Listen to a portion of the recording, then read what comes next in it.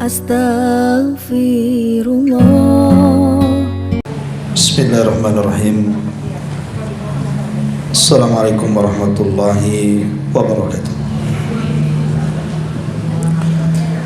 Alhamdulillah wassalatu wassalamu ala Rasulillah wa ala alihi wa sahbihi wa mawalah wa la hawla wa la quwata illa billahi wa ba'du. Baik, kita akan lanjutkan kajian kita, masih membahas tafsir dari surah Al-Baqarah, dan kita masuk pada ayat ke 217 dan seterusnya. A'udzubillahi minasyaitonirrajim. Bismillahirrahmanirrahim. Yas'alunaka anis syahril harami qitalin fihi qul qitalun fihi kabirun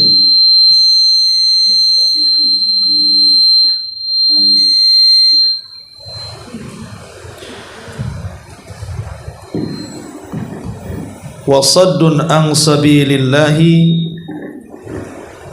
wa kufrun bihi wal masjidil haram wa ikhraju ahlihi minhu akbaru indallah wal fitnatu akbaru minal qatl wa la yazaluna yuqatilunakum hatta yaruddukum an dinikum in istata'u wa man yartad minkum an dinihi fayamut wa huwa kafirun faulaika habitat a'maluhum fid dunya wal akhirati wa ulaika ashabun nari hum fiha khalidun. Mereka bertanya kepadamu tentang peperangan di bulan haram. Katakanlah, peperangan dalam bulan itu adalah dosa besar, akan tetapi menghalangi manusia dari jalan Allah serta kekafiran kepada Allah, atau menghalangi manusia masuk Masjidil Haram, apalagi mengusir penduduknya dari sekitarnya, jauh lebih besar dosanya di sisi Allah Subhanahu wa ta'ala. Dan berbuat fitnah itu lebih kejam daripada pembunuhan. Mereka orang-orang kafir tidak henti-hentinya memerangi kamu sampai kamu dapat mengembalikan dirimu dari agamamu kepada kekafiran. Seandainya mereka sanggup, barang siapa yang murtad di antara kalian dari agamanya lalu dia mati dalam keadaan kekafiran, maka mereka itulah yang sia-sia amalannya di dunia dan di akhirat, dan mereka itulah penghuni neraka. Mereka akan dikekalkan di dalamnya. Surah Al-Baqarah 217. Kemudian Allah mengatakan, innal ladzina amanu wal ladzina hajaru wa jahadu fi sabilillah ulaika yarjuna rahmatallahi wallahu ghafurur rahim. Sesungguhnya orang-orang yang beriman, orang-orang yang berhijrah, dan orang-orang yang berjihad di jalan Allah, mereka itu mengharap rahmat Allah, dan Allah Maha Pengampun lagi Maha Penyayang. Al-Baqarah 218. Baik, ma'asyiral muslimat yang dimuliakan Allah Subhanahu wa ta'ala, dua ayat ini 217 dan 218 ada asbab nuzulnya. Tahun kedua Hijriah Artinya setelah Nabi SAW hijrah dari Mekah ke Madinah dan sebelum ada peperangan Badar, Nabi SAW mengutus orang-orang muhajirin yang dipimpin oleh Abdullah ibn Jahsh dan tidak melibatkan orang-orang Ansor. Jadi yang diutus hanyalah orang-orang muhajirin dipimpin oleh Abdullah ibn Jahsh. Dan Abdullah ibn Jahsh adalah saudara dari Zainab bintu Jahsh, dan Zainab bintu Jahsh adalah salah satu istri dari istri-istri Nabi SAW, bekas istri anak angkat Nabi Zaid ibnul Haritha, dan dia tergolong dari anak bibi Nabi sallallahu alaihi wasallam. Lah ketika itu Nabi sallallahu alaihi wasallam mengutus Abdullah ibn Jahsh dengan 12 pasukan. Ada yang mengatakan 8 pasukan. Dan Nabi sallallahu alaihi wasallam ketika itu memberi surat kepada Abdullah ibn Jahsh dan juga pasukannya, dan surat ini tidak boleh dibuka kecuali setelah 2 hari. Akhirnya kemudian berangkatlah Abdullah ibn Jahsh ini dan juga pasukannya mengarah ke Mekah. Ketika sudah lewat 2 hari, sebagaimana wasiat Nabi SAW, barulah kemudian mereka membuka surat itu.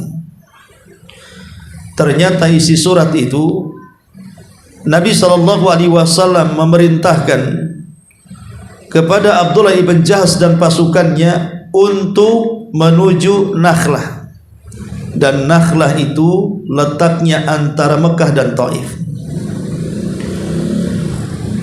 di mana Nabi SAW memerintahkan Abdullah ibn Jahsh dan 12 pasukannya untuk mengintai orang yang bernama Amr ibn Hadrami.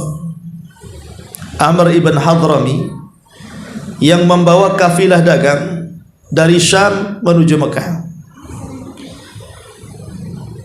Tentu tujuan Nabi SAW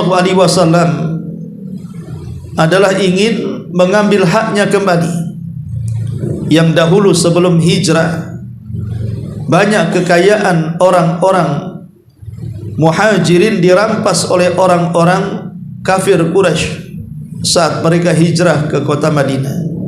Jadi mereka ingin mengambil haknya. Maka Nabi SAW memerintahkan Abdullah ibn Jahsh untuk mengintai siapa? Amr ibn Hadrami, Uthman, Naufal, dan beberapa orang yang bersamanya. Dan isi surat itu ada wasiat Nabi SAW agar Abdullah ibn Jahsh jangan memaksa pasukan. Kalau mau ikut mengintai silahkan ikut, yang tidak mau juga silahkan pulang, karena ini tempat yang berbahaya. Sebab kalau terjadi peperangan antara pasukan Abdullah ibn Jahsh dan pasukan Amr ibn Hadrami dari Quraisy, tentu bisa mengancam nyawa. Maka Nabi SAW berwasiat dalam surat itu, kalau mau ikut maka silahkan ikut serta, kalau tidak mau ikut kiranya membahayakan, sebaiknya pulang kembali ke Madinah. Tapi di luar dugaan, seluruh para sahabat mengatakan sami'na wa ata'na, kami mendengar dan mentaati wasiat Nabi SAW untuk ikut serta mengintai Amr ibn Hadrami ini. Lah, peristiwa pengintaian itu terjadi di akhir bulan Rajab. Dalam perjalanannya, Abdullah ibn Jahsh ini bersama 12 orang, karena unta yang dibawanya juga tidak banyak untuk tunggangan mereka, sehingga terkadang satu naik, satu menunggang. kalau sudah capek, yang menunggang turun jalan kaki dan yang jalan kaki naik unta. Tetapi di tengah perjalanan, untanya Sa'ad ibn Abi Waqqas radhiyallahu an hilang. Akhirnya ada beberapa sahabat, 2 atau 3 sahabat mencari unta itu, sehingga pasukan bersama Abdullah ibn Jahaz hanya tinggal 8 sampai 7 orang. Tapi mereka terus menuju Nakhlah untuk mengintai Amr ibn Hadrami. Kemudian setelah diintai, mereka terus bergerak menuju Tanah Haram. Maka Abdullah ibn Jahaz di sini dilema dengan para sahabat. Apa yang harus dilakukan dengan pasukan Amr ibn Hadrami ini? Kalau diserang, kemudian dirampas hartanya, maka ini akan menyelisihi aturan bulan hurum. Dan Rajab salah satu daripada bulan hurum. Bulan hurum itu kan ada 4: Dzulqa'dah, Dzulhijjah, Muharram, dan Rajab. Di mana 4 bulan hurum ini sejak Allah menciptakan langit dan bumi dilarang adanya peperangan. Yang melanggar maka dijatuhi dosa besar. Jadi Abdullah ibn Jahaz ini bingung, apakah harus menyerang ataukah menunggu selesainya dulu bulan Rajab baru menyerang. Masalahnya kalau seandainya selesai bulan Rajab, tentu pasukan Amr ibn Hadrami ini masuk ke Tanah Haram. Dan kalau seandainya menyerang di Tanah Haram juga dilarang, tidak boleh. Jadi di sini dilematis yang luar biasa dari kalangan para sahabat. Kalau diserang sekarang, ini masih bulan Rajab. Kalau menunggu bulan Rajab selesai, mereka masuk Tanah Haram. Dan di Tanah Haram juga tidak boleh berperang. Dan kalau seandainya mereka meninggalkan pasukan ini, kemudian pulang ke kota Madinah, maka menyelisihi wasiat Nabi SAW untuk mengintai Amr ibn Hadrami ini. Jadi tiga-tiganya serba salah. Menyerang salah karena akan merobek bulan Rajab, bulan hurum. Kemudian bulan Rajab, bulan hurum kemudian berlalu, mereka sudah masuk ke Tanah Haram, salah juga untuk diserang. Tapi kalau seandainya dibiarkan, maka menyelisihi wasiat Nabi untuk mengintai. Sehingga pasukan ini berkumpul dan berunding. Macam mana ini? Tiga-tiganya bingung, milih yang mana? Menyerang salah, tidak menyerang juga salah. Akhirnya kemudian Abdullah ibn Jahaz ini berijtihad bersama para sahabat.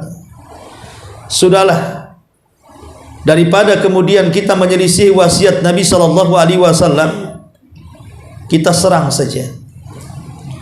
Akhirnya kemudian diseranglah pasukan ini, sehingga berhasil membunuh Amr ibn Hadrami dan kemudian menawan 2 kawannya, Utsman dan juga Naufal. Dan yang 3 orang lari dan tidak sempat tertangkap. Kemudian hartanya dirampas. Maka inilah sejarah awalnya peperangan dalam Islam. Awalnya mendapatkan harta rampasan perang dan awal menawan musuh dalam peperangan. Ini sejarahnya. Awal peperangan, maksudnya adu fisik sampai ada yang terbunuh. Awal mendapatkan harta ghanimah, harta rampasan perang, dan awal menawan tawanan dalam Islam. Maka setelah kemudian memenangkan peperangan dan berhasil menawan 2 orang dari kawan Amr ibn Hadrami, kemudian juga berhasil mengambil harta rampasan perang, maka mereka pun kembali ke kota Madinah. Masalahnya yang 3 orang musyrikin yang kabur, mereka berhasil memberitahu kepada para pembesar musyrikun bahwa pasukan Muhammad sudah merobek bulan hurum. Dari sinilah kemudian terjadi gejolak di tengah-tengah orang Quraisy dan mengejek Nabi SAW dan para sahabatnya. Katanya dia Nabi, katanya dia Rasul. Kenapa bisa melanggar bulan hurum dan menyerang di bulan yang disucikan Allah Subhanahu wa taala? Mulai mereka mencemooh Nabi SAW karena perbuatan Abdullah ibn Jahsh ini melanggar bulan hurum, apalagi sampai membunuh, mengambil harta dan juga menawan 2 tawanan. Ketika kemudian beritanya sudah heboh kemana-mana dan sampai ke telinga Rasul dan para sahabat, maka Nabi SAW hanya bisa diam, mendapatkan cemoohan dari orang-orang Quraisy. Sehingga ketika datang Abdullah ibn Jahsh membawa tawanan dan harta rampasan perang, maka Nabi SAW hanya membiarkan harta itu begitu saja dan tidak membagikannya, dan membiarkan tawanan itu dan tidak menghukumnya. Kata Nabi SAW, tunggu dulu sampai ada putusan Allah Subhanahu wa taala. Akhirnya kemudian para sahabat yang terlibat dalam peperangan ini, khususnya Abdullah ibn Jahsh, merasa sedih, seolah-olah dia tidak dihargai perjuangannya, karena tidak ada putusan Nabi SAW. Dan orang-orang musyrik menjelek-jelekan Nabi SAW dan para sahabat karena mereka merasa sudah melanggar bulan hurum. Macam mana bulan hurum bisa digunakan untuk berperang, padahal itu bulan yang sangat mulia. Baik orang-orang Quraisy ataupun Nabi SAW tahu bahwa berperang di bulan hurum itu haram hukumnya dan termasuk dosa besar. Maka Nabi SAW hanya terdiam beberapa saat, sampai akhirnya datang putusan Allah Subhanahu wa taala. Apa putusan Allah? Turun ayat ini, Al-Baqarah 217, di mana Allah Subhanahu wa taala berfirman, yas'alunaka 'anil syahril haram. Mereka orang-orang musyrik, orang-orang kafir Quraisy bertanya-tanya kepadamu wahai Muhammad tentang bulan haram, bulan yang dimuliakan. Jadi orang-orang Quraisy menanyakan kepada Rasul, kenapa berani-beraninya pasukan kalian merobek bulan hurum dengan cara membunuh orang-orang kami di bulan Rajab? Mereka bertanya-tanya, mana bulan hurum yang kalian anggap muliakan itu? Maka Allah Subhanahu wa taala katakan, "Qul," katakan ya Muhammad kepada orang-orang Quraisy itu, "Qitalun fihi kabir." Berperang di bulan haram itu memang dosa besar. Betul apa yang kalian katakan. Berperang di bulan haram itu dosa besar. Kami tidak mengingkari bahwa sahabat kami lalai sehingga merobek kemuliaan bulan hurum. Berperang di bulan hurum itu dosa besar. Tapi Allah Subhanahu wa taala ingin membalik ocehan orang-orang Quraisy yang terus mencemooh Rasul, terkhusus sahabat Abdullah ibn Jahsh yang merobek bulan hurum. Allah ingin membungkam mulut-mulut mereka. Kemudian Allah Subhanahu wa taala dalam rangka membungkam mereka menjelaskan, wasaddun an sabilillah wa kufrum bihi wal masjidil haram wa ikhraju ahlihi minhu akbaru indallah wal fitnatu akbaru minal qatl. Maka Allah Subhanahu wa taala berfirman, katakan kepada orang-orang kafir itu, bagaimana dengan perbuatan kalian kepada kami para sahabat sewaktu belum hijrah? Apa yang dilakukan orang-orang kafir kepada para sahabat dan Nabi SAW sebelum hijrah? Pertama, menghalang-halangi manusia dari jalan Allah. Sewaktu Nabi SAW berada di Mekah belum hijrah, banyak musuh-musuh Allah Subhanahu wa taala menghalang-halangi manusia untuk mengikuti Nabi. Kemudian Nabi SAW dicemooh dan dikatakan gila, tukang sihir, tukang tenun, perangkai syair, pemecah belah dan macam-macam, supaya orang jangan sampai mengikuti Nabi SAW. Kemudian yang kedua, mereka kafir kepada Allah Subhanahu wa taala. kalian menyembah Lata, menyembah Uzza, menyembah Manat, menyembah Saif dan Nailah, tidak mau beriman kepada Allah dan Rasulnya, kalian memilih kufur kepada Allah subhanahu wa ta'ala. Kemudian yang ketiga, menghalang-halangi para sahabat masuk ke Masjidil Haram. Berapa banyak kemudian aturan-aturan yang kalian buat, sehingga banyak di antara kami sewaktu berada di Mekah menginjakkan di Masjidil Haram kalian larang. Bahkan kalian intimidasi kami, bahkan diancam untuk dibunuh. Ya. Kemudian yang keempat, mengusir penduduk dari sekitarnya, di mana para sahabat akhirnya terpaksa hijrah karena diusir oleh orang-orang Quraisy dengan meninggalkan harta benda mereka yang dirampas orang-orang Quraisy. Bahkan sebagian para sahabat harus terbantai seperti keluarga Ammar ibn Yasir. Kemudian harus disiksa seperti Mu'ad ibn Jabal, Khabbab bin Arat dan yang lainnya. Terpaksa sahabat yang lainnya harus hijrah dari kota kelahirannya menuju kota Madinah. Jadi kemudian Allah subhanahu wa ta'ala ingin membanding-bandingkan, seolah-olah Allah ingin mengatakan, baik, memang yang dilakukan Abdullah ibn Jahsh itu dosa besar, melanggar bulan hurum, membunuh seseorang, merampas hartanya dan menawan musuhnya. Kita imbang-imbangkan dosanya Abdullah ibn Jahsh dengan dosa kalian. Dosa kalian ini banyak. Pertama, kalian menghalang-halangi manusia dari jalan Allah. Yang kedua, kalian kafir kepada Allah. Yang ketiga, kalian menghalang-halangi manusia masuk ke Masjidil Haram. Yang keempat, kalian mengusir penduduk Mekah sehingga keluar dari tanah kelahirannya. Kira-kira 4 perkara ini lebih parah atau lebih ringan dari yang dilakukan sahabat Abdullah ibn Jahsh? Tentu 4 perkara yang kalian lakukan jauh lebih sadis dibandingkan apa yang dilakukan Abdullah ibn Jahsh ini. Seolah-olah Allah ingin membela Abdullah ibn Jahsh dan pasukannya dan membungkam mulutnya orang kafir yang mereka mencemooh Rasul dan para sahabat seolah-olah merebek bulan hurum. Makanya di sini Allah subhanahu wa ta'ala, baik, kata Allah, kalian menghalang-halangi manusia dari jalan Allah, kalian kafir kepada Allah, kalian menghalangi masuk para sahabat ke Masjidil Haram, kalian mengusir penduduknya dari sekitarnya.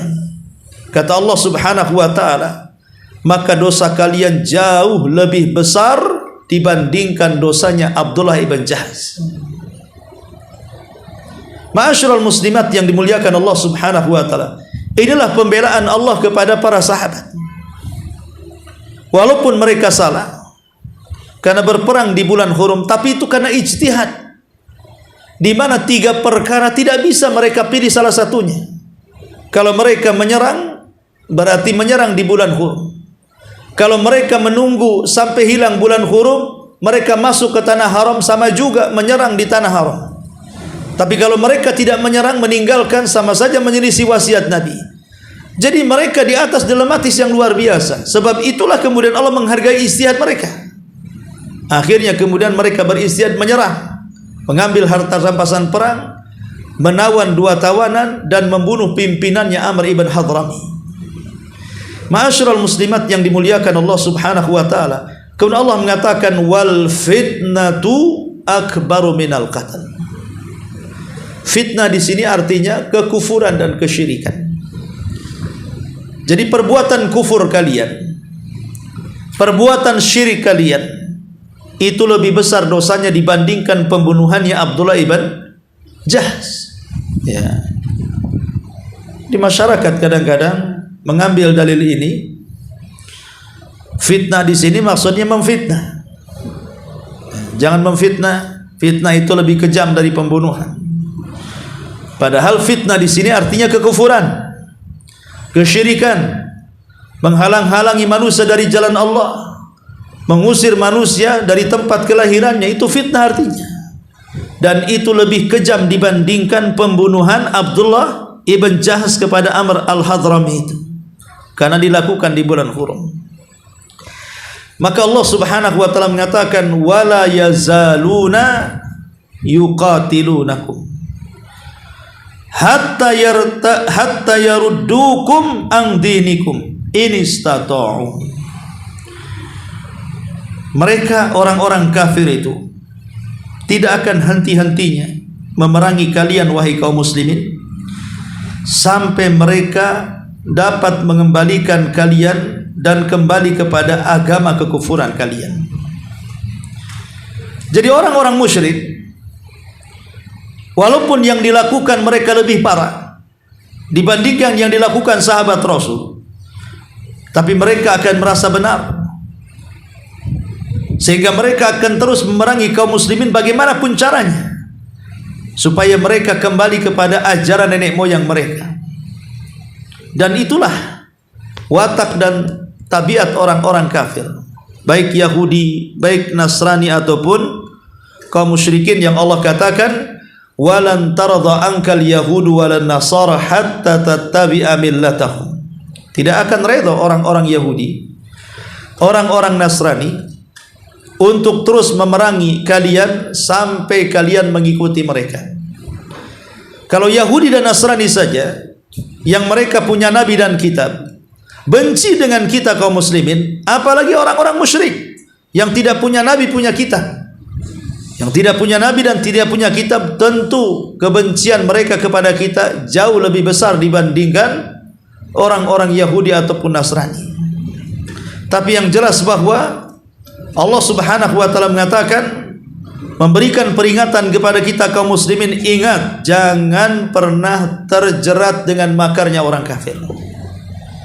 Baik sebaik manapun orang kafir, tetap mereka tidak suka dengan kita.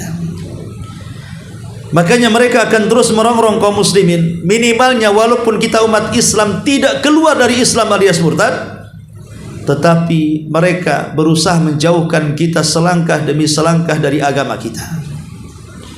Maka disebarlah kemudian syubhat di tengah-tengah kita, disebarnya syahwat di tengah-tengah kita, supaya kita tersesatkan dengan syubhat dan terlenakan dengan syahwat, akhirnya sedikit demi sedikit berpaling dari Islam.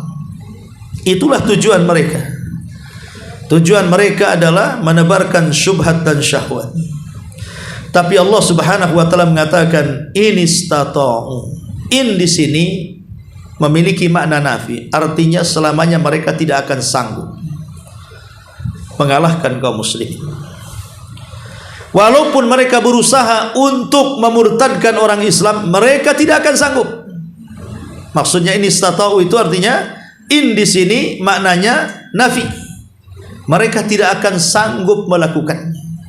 Kenapa mereka tidak sanggup?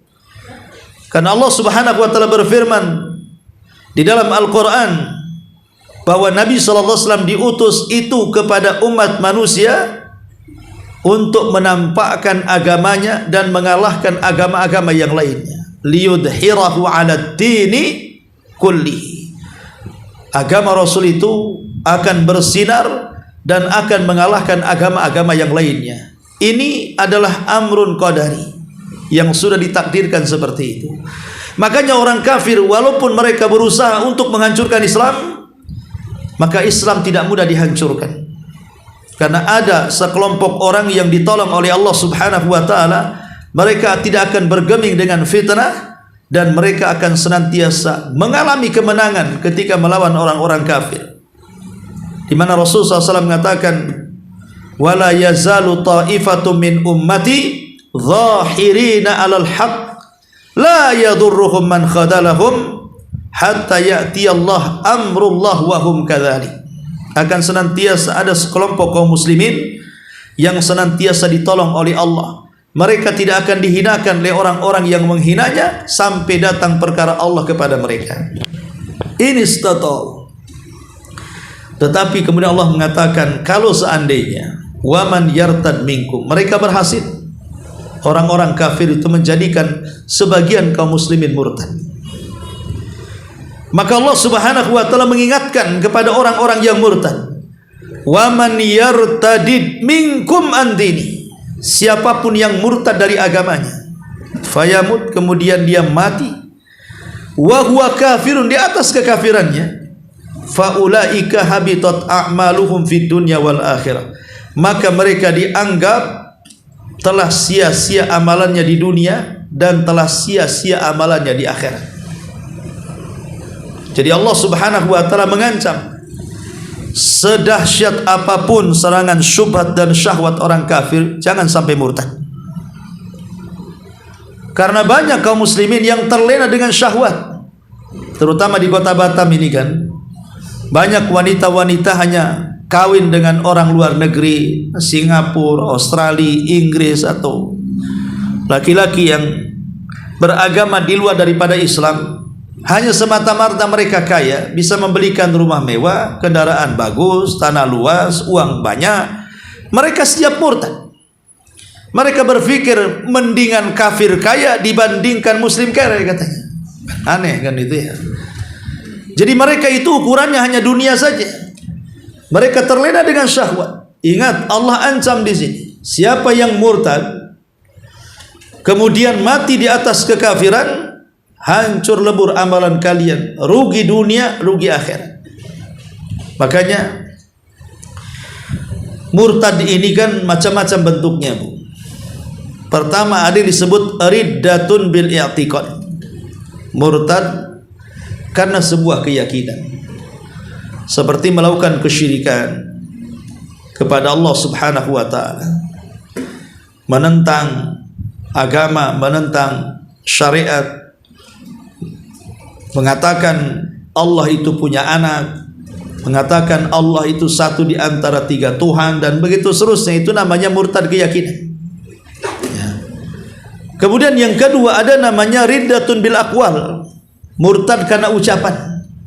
Tak sadar tiba-tiba ucapannya menjadikan dia telah keluar dari Islam, seperti mencaci maki Allah, mencaci maki Nabi SAW, mencaci maki syariatnya. Padahal dia orang Islam, tapi Islam pula dimaki dia.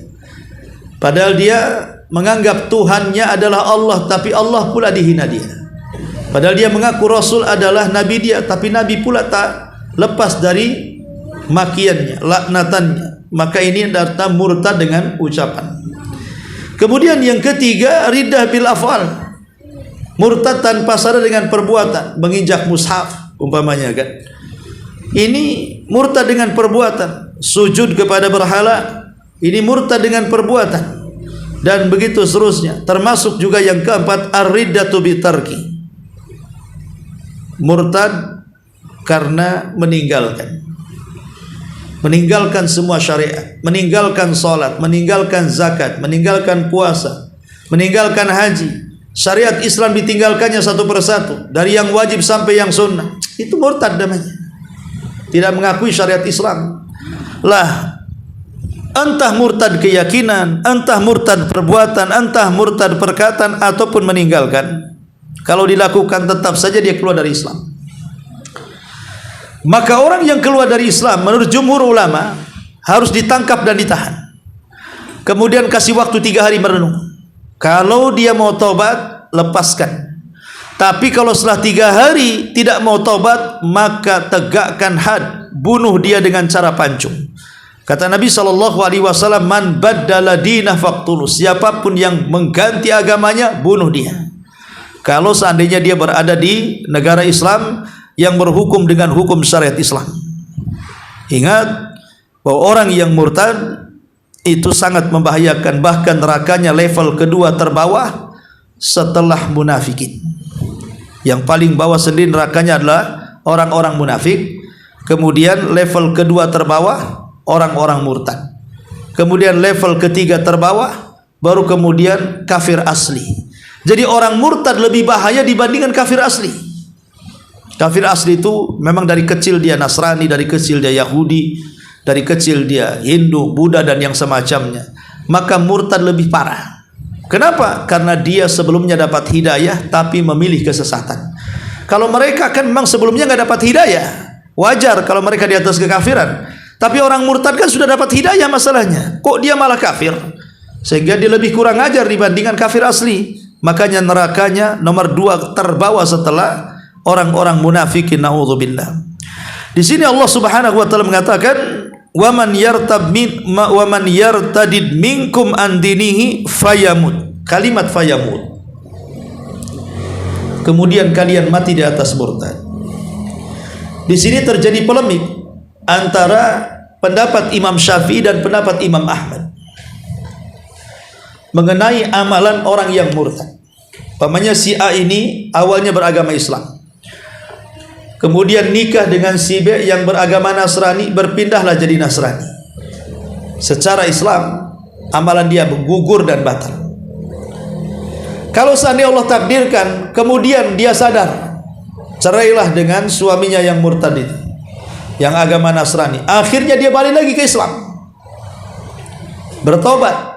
Pertanyaannya, apakah kalau dia balik ke Islam semua amalannya sebelum murtad dikembalikan, ataukah dia kembali dari nol untuk mengumpulkan pahala?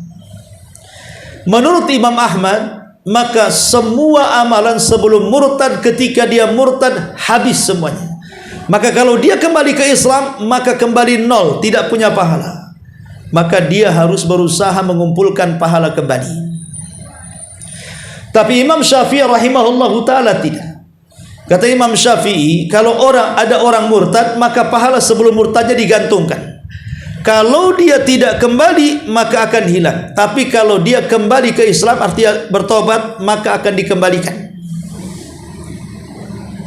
Kemudian Imam Syafi'i berdalil dengan ayat ini, karena Allah mengatakan, wa man yartadid minkum an dinihi fayamut. Ada kalimat fayamutnya di sini. Barang siapa yang murtad di antara kalian dari agamanya kemudian mati, wa huwa kafir, dan dia dalam posisi kafir, faulaika habitat a'maluhum fid dunya wal akhirah, maka mereka dianggap sia-sia amalannya. Artinya yang sia-sia amalannya itu kalau dia mati dan tidak kembali ke Islam. Mafhum kebalikannya, kalau dia tidak mati dan bertobat kepada Islam, artinya tidak gugur amalannya. Inilah pendalilan Imam Syafi'i rahimahullahu ta'ala. Berarti orang yang murtad amalannya digantung. Kalau balik sebelum mati dikembalikan. Tapi kalau dia tidak balik sampai mati, maka tidak akan dikembalikan. Tapi kalau Imam Ahmad mengatakan, kalau dia balik ke Islam tetap tidak kembali, maka dia kembali dari nol. Tapi pendapat yang kuat berdasarkan ayat ini adalah pendapat Imam Syafi'i rahimahullahu ta'ala, wallahu a'lam. Kemudian Allah tutup, wa ulaika ashabun nar hum fiha khalidun. Orang-orang yang murtad kalau tidak kembali, maka mereka dianggap kafir. Kalau masuk neraka, mereka akan dikekalkan di dalamnya. Ibu-ibu yang dimuliakan Allah Subhanahu wa ta'ala, setelah turunnya ayat ini, para sahabat yang menjadikan utusan Nabi SAW dalam penyergapan pasukan Amr ibn Hadrami ini, terutama Abdullah ibn Jahaz, walaupun mereka sudah bertobat, mengakui kesalahannya karena melakukan peperangan di bulan Hurum, mereka tetap mengalami kesedihan, merasa bersalah. Terutama pasukan-pasukan yang dibawa oleh Abdullah ibn Jahaz, mereka murung setiap hari. Kenapa murung setiap hari? Karena mereka sudah melakukan dosa besar.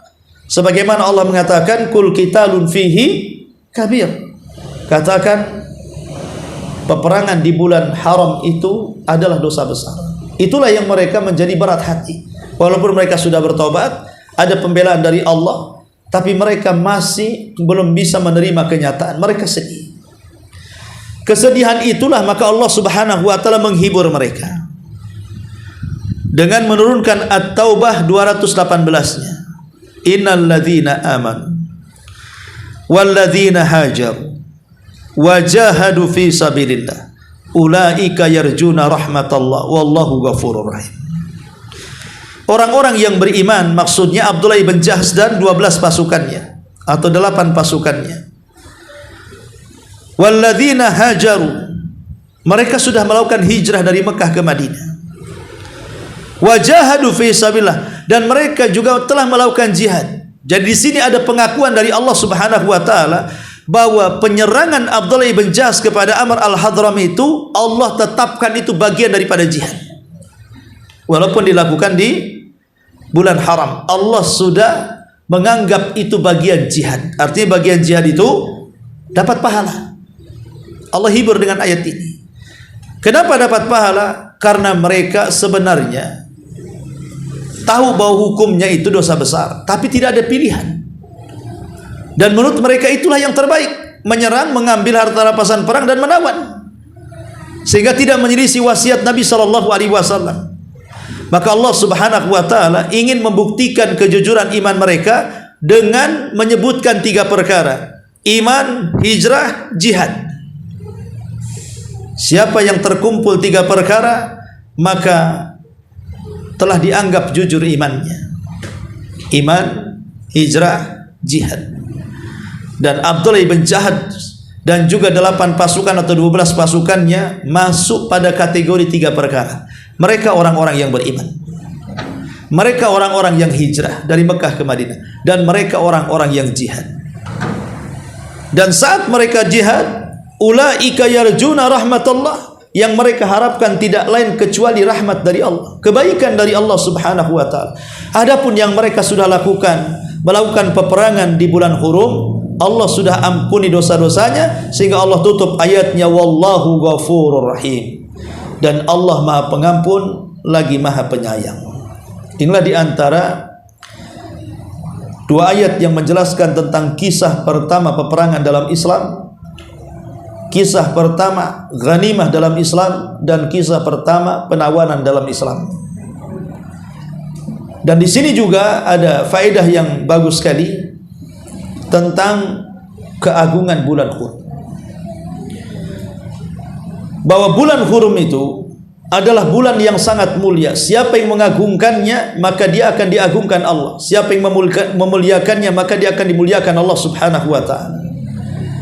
Dan bulan Hurum itu dijelaskan adab-adabnya di dalam At-Taubah 36, di mana Allah mengatakan, inna iddatasy syuhur indallahi 12 syahran fi kitabillah yauma khalaqas samawati wal ard minha arba'atun hurum dzalika dinul qayyim fala tadlimu fihinna anfusakum.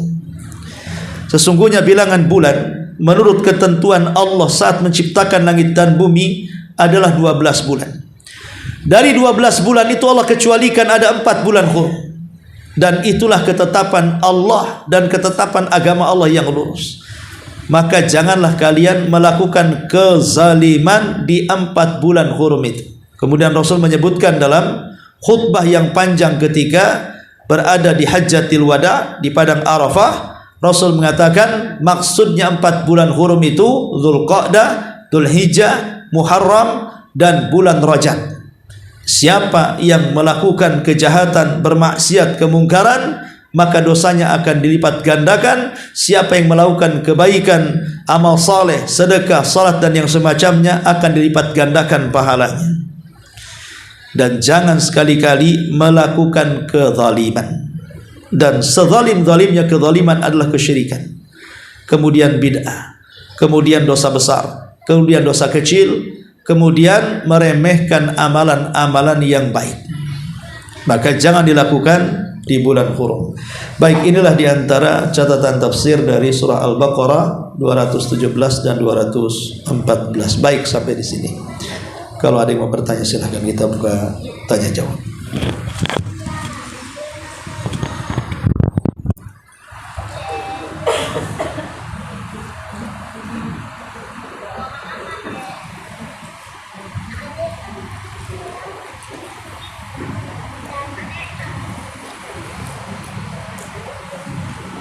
Assalamualaikum warahmatullahi wabarakatuh. Jazakallah khair Ustaz atas paparan ilmu yang disampaikan. Mudah-mudahan kami semua bisa mendapatkan faedah ilmu dari apa yang sudah Ustaz paparkan kepada kita semua. Di sini ada pertanyaan Ustaz. Tadi Ustaz ada menyinggung soal melakukan dosa besar karena tidak ada pilihan seperti yang dilakukan oleh Abdullah bin Jasir. Jadi ada tulisan dan kemungkinan ini dari kekeliruan cara berpikir orang yang menulis.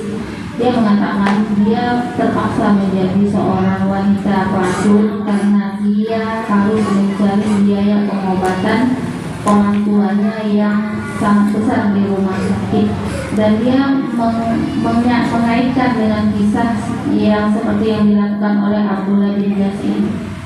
Itu bagaimana Ustaz pandangan akal orang yang seperti itu? Iya, alhamdulillah. Dalam kondisi darurat memang ada yang mengatakan bahwa ad-daruratu tubihul mahdhurat. Dalam kondisi darurat maka seorang boleh melakukan hal-hal yang diharamkan Allah Subhanahu wa taala. Tapi apakah kemudian boleh meninggalkan sebuah maksiat hanya karena kemudian seseorang sudah putus asa tidak bisa bekerja yang lainnya untuk mengobati orang tuanya? Ini logika yang keliru. Kenapa? Karena pilihannya banyak. Itu kan pilihan cepat sebenarnya kan, menurut dia.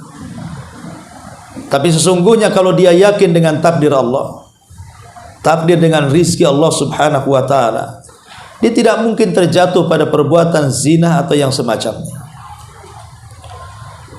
Kalau dia memang betul-betul ingin menyelamatkan orang tuanya, maka berdoalah kepada Allah Subhanahu wa ta'ala agar kesembuhan orang tuanya, dan berdoa kepada Allah agar diluaskan rezekinya. Kemudian ambil sebab. Sebab itu ya berjalan, ngetuk rumah, entah jadi pembantu, entah pinjam, entah kerja di mana kan gitu. Nanti akan ada rezeki dari arah yang tidak disangka-sangka. Cuman kadang-kadang putus asa duluan sebelum dia melangkah kepada kebaikan. Itulah setan. Setan memberikan was-was di telinganya. Akhirnya supaya cepat ingin dapat uang, berzina, dia pikir dia akan keluar dari jeratan zina. Kalau sampai kemudian dia merasa keenakan dengan zinahnya, naudzubillah, apakah dia bisa keluar dari kubangan zina itu? Karena sudah enak dapat uang dengan singkat. Nanti orang tuanya sudah sembuh, dia malah meneruskan profesinya. Namanya setan. Dan nggak mungkin setan membiarkan orang yang sudah masuk ke perangkap kemudian dilepas lagi. Maka ini logika yang salah sebenarnya, karena ini bukan dianggap darurat. Ya, maka sebaiknya dia berdoa dan mencari sebab yang lain yang halal, dan harus yakin bahwa setelah kesulitan itu pasti ada banyak kemudahan. Wallahu a'lam. Adapun kisahnya Abdullah bin Jahaz tidak bisa jadikan dalil karena dia beristihad. Yang kedua, tidak ada pilihan sama sekali. Kalau orang ini kan ada pilihan, masa nggak ada pilihan kecuali jadi pelacur? Ya, apa dia tidak bisa menggedor rumah-rumah orang kaya untuk mencucikan pakaiannya, piringnya, atau datang ke, apalagi di zaman sekarang lowongan kerja banyak. Ya, jadi nggak ada alasan semua itu. Ya. Wallahu a'lam.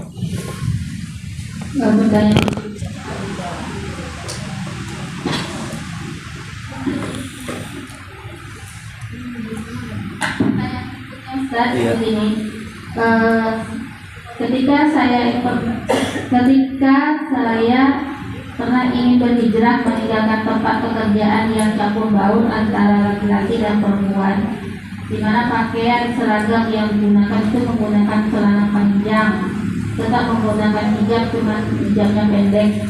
Sekarang ada tawaran lagi pekerjaan yang sama. Niat hati udah ingin menolak, tetapi karena mempunyai hutang yang cukup lumayan dan mengingat kondisi sekarang pekerjaan dengan gaji yang sangat kecil, saya tetap terima. Pertanyaan saya, apakah saya boleh menerima pekerjaan yang seperti itu dengan menggunakan pakaian yang tidak syar'i, tapi dengan niat saya ingin melunasi hutang? Iya, alhamdulillah. Maka sebenarnya dia harus sabar. Kalau memang ada pekerjaan yang baik, pasti Allah akan carikan jalan keluar. Kalau mencari jalan pintas tapi tak pantas juga, itu bukan sebuah kebaikan.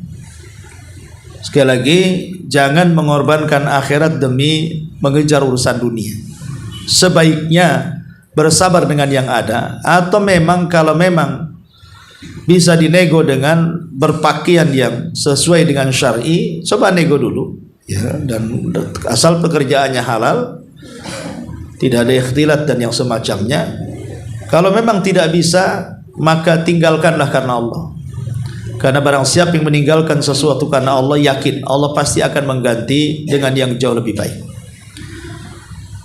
Jadi sebaiknya sabar dan terus mencari pekerjaan yang halal. Jangan menyelisih syar'i. Karena menyelisih syar'i itu juga tidak menjadikan takdir Allah berubah. Jadi melakukan hal-hal yang diharamkan itu tidak bisa menolak takdir Allah. Seperti orang bakhil supaya kaya, nggak akan kaya karena kekayaan sudah ditentukan. Orang sedekah nanti miskin, siapa bilang? Karena kekayaan sudah ditentukan. Orang yang bekerja di tempat itu konon gajinya besar, apakah kemudian jadi kaya juga? Tidak, takdir Allah sudah ditentukan. Apakah bekerja dengan gaji sedikit juga akan diremehkan? Tidak juga, karena sekali lagi kalau yakin dengan takdir, maka insya Allah orang tidak mungkin akan melakukan hal-hal yang diharamkan, karena yang diharamkan itu tidak akan merubah takdir dia, tidak akan merubah takdir. Maka sebaiknya ambillah takdir yang baik, jangan mengambil takdir yang buruk. Sama-sama dua. Makanya Nabi SAW mencontohkan dengan unta. Di hadapannya ada dua ladang. Yang satu gersang, yang satu penuh dengan rerumputan. Gersang ini dunia, rerumputan itu surga. Tentu orang yang berakal, dia akan melepaskan untanya ke padang rumput dibandingkan ke padang gersang. Maka di hadapan kita ada surga dan neraka. Masa kita milih neraka dan mengorbankan dunia yang sempit, mengorbankan akhirat yang luas, mengorbankan dunia yang miskin, mengorbankan akhirat yang kaya? Maka sebaiknya bersabar, jangan terlalu gegabah atau gegabah. Insya Allah banyak berdoa, nanti Allah akan carikan jalan keluarnya. Yakin dengan firman Allah surah At-Talaq ayat 3-4, wa man yattaqillaha yaj'al lahu makhraja wa yarzuqhu min haitsu la yahtasib. Siapa yang bertakwa kepada Allah, pasti Allah akan carikan jalan keluarnya, dan Allah berikan rezeki dari arah yang tidak disangka-sangka. Tetap istiqomah, nanti Allah akan carikan jalan keluarnya. Wallahu a'lam. Pertanyaan berikutnya, Assalamualaikum Ustaz, barakallahu fiik. Apa Ustaz izin bertanya, apakah semua pekerjaan di kantor bea cukai itu dilarang Ustaz? Kebetulan suami saya bekerja di kantor bea cukai dan posisinya hanya mengurus dan memfotokopi bagian dokumen-dokumen yang diperlukan oleh staf-staf lain. Wallahu a'lam. Ini pertanyaan ketiga, wallahu a'lam. Ini harus kembali kepada hukum bea cukai itu sendiri. Ya, mungkin bisa ditanyakan ke ustadz yang lainnya. Baik, saya kira cukup. Ada lagi? Oke.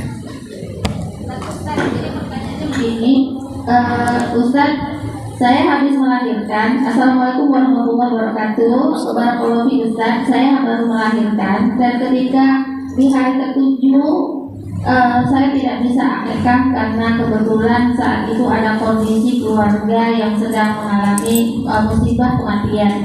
Di hari ke-14 salah satu dari anak saya masuk rumah sakit, dan di hari yang ke-21 suami saya juga yang sakit. Jadi pertanyaan, bolehkah saya mengakikahkan anak saya setelah melewati masa tanggal yang disunahkan? Karena uang untuk membeli hewan kurban itu ada di hari ke-7, 14, dan 21. Apakah pahalanya akan sama ketika saya mengakikahkan anak saya di luar dari tanggal-tanggal yang disunahkan? Demikian Ustaz, jazakallahu khair atas jawabannya.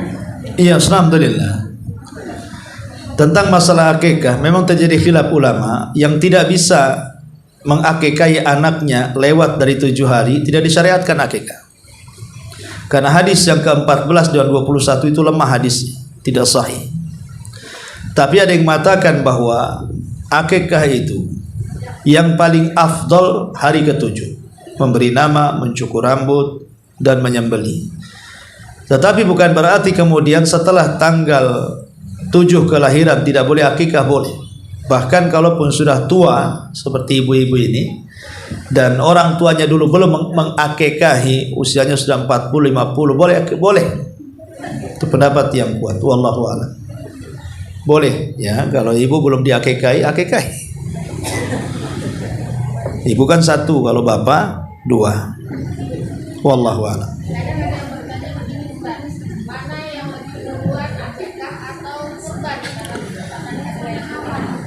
Kalau memang di musim kurban ya kurban. Kalau di musim kurban ya, maksudnya begini, lahir di tanggal 3 atau 4 Dzulhijjah. Secara otomatis kalau lahir di tanggal 3, tanggal 7-nya Idul Adha. Ya kan, tanggal 7 kan Idul Adha jadinya kan. Kalau lahirnya tanggal 7 Dzulhijjah, berarti akikahnya tanggal 10, bertepatan dengan Idul Adha. Idul Adha otomatis sembelih kurban. Atau mungkin lahir tanggal 4, nanti akikahnya kan hari tasyrik, tanggal 11, itu pun masih kurban. Maka ulama mengatakan kurban pada waktunya lebih baik dibandingkan yang lainnya. Kurban dulu. Tapi ada ulama yang mengatakan boleh menjama antara kurban dan akikah. Satu kambing diniatkan 2. Tapi ada juga yang mengatakan kalau dia punya rezeki lain, ya beli 2 kambing, 1 kurban 1 akikah. Tapi kalau ada hanya 1 untuk kurban, maka berkurbanlah, karena kurban itu kewajiban. Adapun akikah ini bisa dilakukan kapan saja karena waktunya luas. Kalau kurban kan tidak luas, waktunya 4 hari, 10, 11, 12 dan 13. Tapi akikah kan terbentang. Kapanpun punya kesanggupan dia bisa akikah. Maka kalau bertepatan dengan kurban, maka kurban dulu. Tapi di luar daripada tanggal-tanggal kurban, ya akikah dululah. Gak usah nabung untuk kurban, akikah dulu nabung. Wallahu a'lam. Dan ini satu lagi Ustaz. Iya, nggak apa-apa. Assalamualaikum Ustaz warahmatullahi wabarakatuh. Waalaikumsalam. Kalau kita akikah di hari ke-7, tapi kita mengundang tetangga karena di hari yang ke-8-nya atau hari yang ke-9-nya karena bertepatan dengan hari itu, apakah hal itu dibolehkan? Boleh, nggak ada masalah. Undang saya juga di situ. Artinya boleh. Memang kalau ngikut pendapat Zahiriyah, akikah itu kalau tidak salah juga pendapat Syekh Albani, ya, dia hanya hari ke-7 saja. Selepas hari ke-7 tidak disyariatkan. Tapi mayoritas ulama mengatakan boleh, karena Rasul pun mengakikahi setelah Rasul diangkat jadi nabi. Dia mengakikahi dirinya, menunjukkan bahwa Rasul sudah usia 40 tahun dan mengakikahi dirinya. Ya, berarti syariat akikah itu tidak mesti di usia 7 hari. Ya, walaupun sudah 40 tahun pun boleh kalau belum diakikahi. Gitu maksudnya. Jadi akikah itu karena untuk melepaskan kita dari murtahanun ala akikatihi, terhalangnya seorang anak memberikan syafaat kepada orang tuanya. Supaya tidak terhalang anak bisa memberikan syafaat kepada orang tuanya. Dan akikah ini tidak ada kaitan dengan memberi nama. Karena ada orang yang kemudian sakit-sakitan, akhirnya ini memang harus diganti namanya ini, sekalian diakikahi kedua kalinya, itu nggak disyariatkan. Ya, jadi sakit-sakitan bukan karena nama, yang sudah takdirnya dia sakit-sakitan. Karena ada di masyarakat itu orang sakit-sakitan akhirnya ganti nama tuh diakikahi lagi. Maka ini amalan yang tidak disyariatkan. Wallahu a'lam. Nah, ini nyambung yang tadi Ustaz. Iya. Ketika kita akikahkan diri kita di usia yang sudah tua, dan ketika kita mengundang orang-orang datang makan ke rumah, kita malu untuk menyebutkan kalau kita mengakikahkan diri kita, tapi kita mengatakan undangan makan-makan saja. Apa ini diperbolehkan? Ya nggak ada masalah, karena kan akikah itu sebenarnya mengundang orang supaya mengenalkan kita punya bayi dan mereka tahu anak dari anak kita. Kalau sudah tua kan orang udah kenal semua.